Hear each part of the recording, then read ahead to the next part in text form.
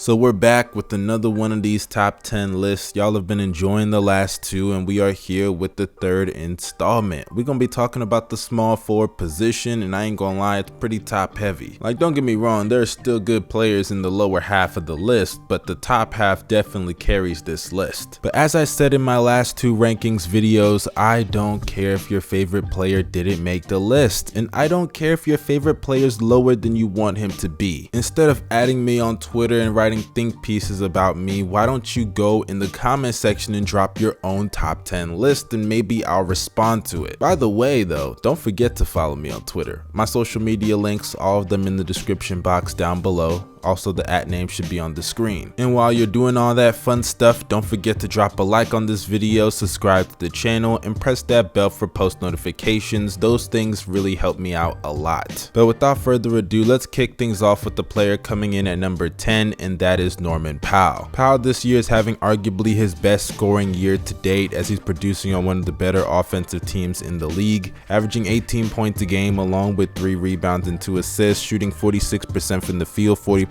from 3, and 82% at the free throw line. And though defensively he's not the best defender in the world, but I think that's more so due to the fact that he is 6'3", having to play the small forward position a lot. Let's be honest, on a lot of other teams, primarily due to his size, he would be playing the shooting guard position, which I believe is his natural position anyway. But on a team like the Portland Trail Blazers, where you got Dame and CJ in the backcourt, yeah, that ain't changing anytime soon, bruh. But nonetheless, I like what Norman Powell brings to the game. He's a really solid shooter off the ball and on the ball. He can create his own shot a little bit, and due to those strengths, it makes him a really solid and productive offensive player that any team in the NBA would love to have on their roster. Moving on to player number 9, we have Gordon Hayward. Now, I ain't gonna lie, when I was looking at the games that Gordon Hayward played, I was surprised to see that he's only missed 1 game. I mean, don't get me wrong, the season isn't even halfway over, but I would have thought at this point that he would have missed time with an ankle injury, an arm injury, an abdominal injury, anything.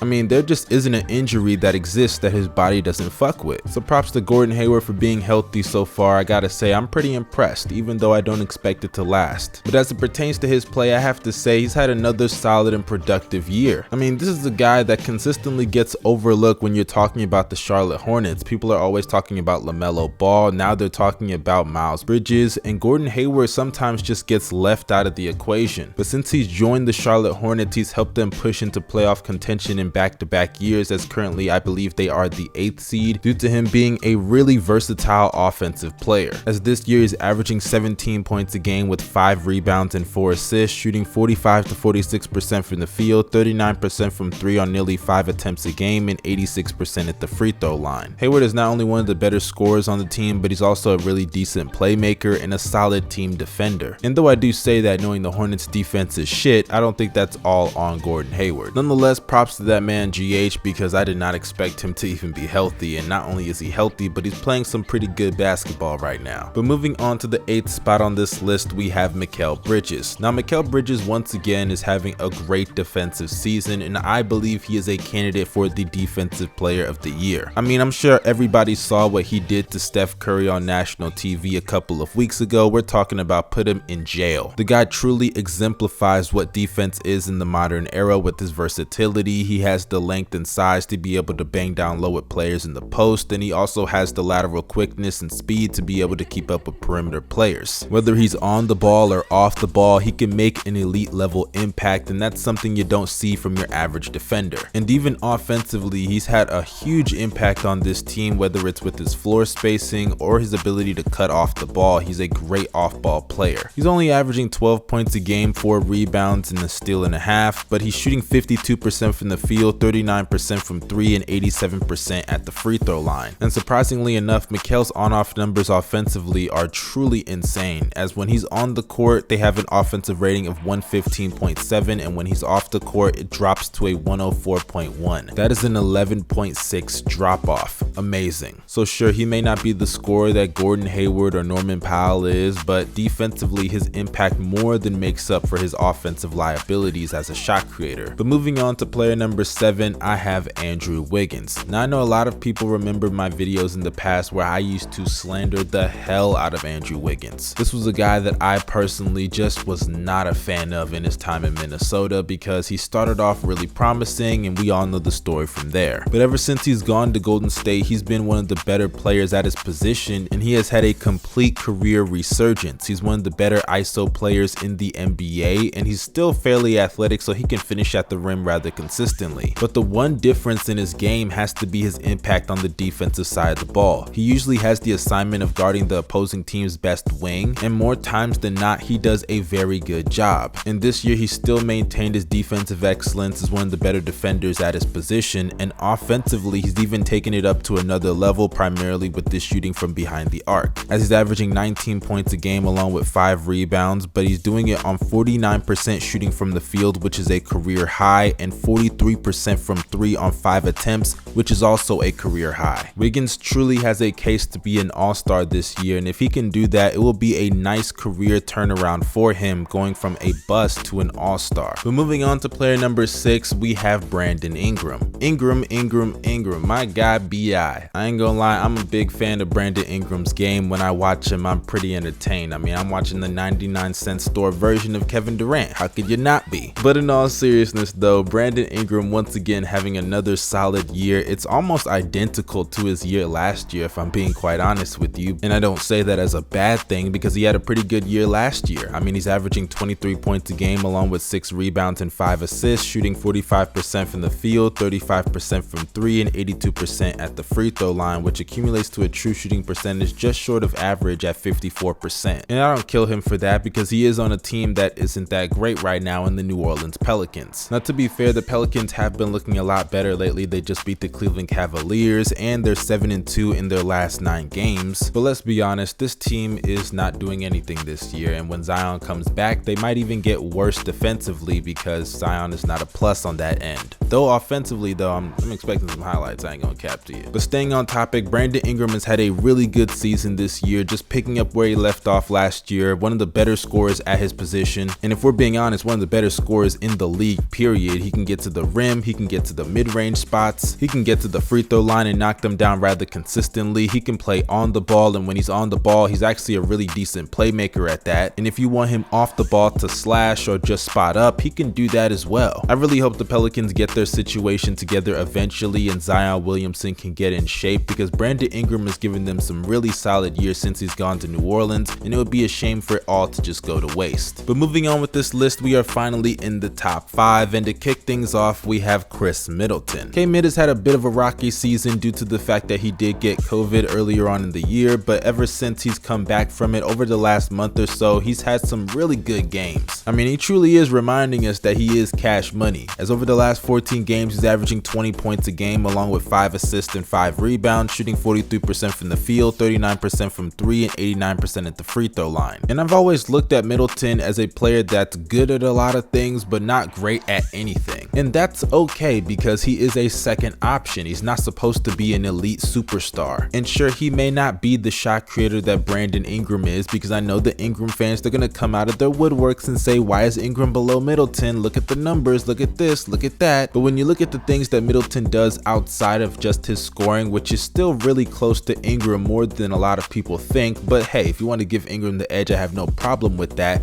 But Middleton is still a good playmaker, and he's also a plus on the defensive side of the ball, which Ingram is not. And if you look at the win-loss record of the Bucks with and without him, it's pretty astonishing. As for when he's there, they are 19-6, and when he's not there, they're 5-7. So no matter how you chop it up, Middleton's spot in the top 5 is solidified. But moving on with the rest of the top 5, to keep us pushing at number 4, we have Jaylen Brown. JB this year has had a really weird season, primarily due to injuries and COVID related stuff, but when he's on the court, he's legit capable of dropping 40 on any given night. Like honestly, that's just how it feels when you watch him play. And sure, he can be a bit inconsistent, but I think that's due to him being in and out the lineup a lot this year. But when he's been there, he's been on one, averaging 23 points a game with nearly 6 rebounds and 3 assists, a steal and a half on 57% true shooting. And if I'm being honest, the Celtics struggles are not on him. Jaylen Brown is one of the best finishers and scorers in the NBA, and defensively he's one of the best as well, primarily when he's on the ball. So if we could just find a way for Jason Jason Tatum to catch up to JB, then we'll be okay with Boston. But moving forward into our top 3, I have Paul George to start things off. Now I know a lot of you guys may be wondering why PG's on this list. He just got ruled out with an injury, but out of the 34 games the Clippers have played this year, he has played 26 of them, so it's only right that I rate him on the games so far that he has played. But this year he's picking up where he left off last year in a lot of areas. Defensively, he's having another great campaign, and at this rate, assuming he plays enough games, he's probably gonna make an all defensive team. When it comes to his playmaking, it's been just as good last year as it's been this year, and he's added some off-ball playmaking to his game that's been nice to watch. And though the efficiency isn't great with the below average true shooting percentage just short of 53%, he's averaging 25 points a game along with 7 rebounds and 6 assists and 2 steals, so his impact as a number 1 option goes without saying, as the Clippers are also the 6th seed in the Western Conference as we speak. But moving forward with this list, at number 2 we have Jimmy G Buckets himself, Jimmy Butler. Now initially when I made this list, I struggled on where I should put Jimmy Butler because he's missed a lot of time due to injuries, but I think 20 games should suffice because Jaylen Brown did play 20 games and I had him in my top 5. But when you look at what Jimmy has done this year, he's really had one of his best seasons. You could argue this is his best season so far this season, averaging 23 points a game along with 6 assists and 6 rebounds and 2 steals, shooting 50% from the field and 86% from the free throw line on a true shooting percentage of 60%. And this year his mid-range shot has been better than ever as he's shooting 42%. And one thing I love about Jimmy Butler's game is that he may not be the best 3-point shooter, but he still finds ways to be effective as a scorer. He can catch lobs, being a better lob threat than most at his position. He's a good off-ball player. He can cut to the rim, he can slash, he can get to the free throw line rather consistently as he's great at drawing contact, and outside of his scoring, he's actually a pretty good playmaker. And combine that with what he does defensively as being one of the best defenders in the league, and you have one of the better two-way players over the last 10 to 15 years. And this year, he's just picking up where he left off last year. I'll always have respect for Jimmy G Buckets. You know, I'm a Bulls fan, so that shit's just never going away anytime soon, you feel me? But moving on to the final spot on this list, we have LeBron James coming in at number 1. And honestly, do I even have to give an explanation? The guy leads the league in 30-point games, and he's turning 37 tomorrow. The fact that he's even still a top 5 player in the league with an argument to be the best player in the NBA when he's fully healthy is already insane as it is. So if you have an issue with LeBron James being at number 1, please just fuck off. But that concludes this video. If you disagree with any of the spots and rankings that I have on this list, let me know down below in the comment section, and feel free to give your own top 10 list. And if you enjoyed this video, make sure you drop a like as it helps me out with the algorithm. And if you're new to the channel, subscribe, press that bell for post notifications to be notified when I drop another banger. But without further ado, this is your boy Young Mustard signing out. You guys stay safe and have a blessed day.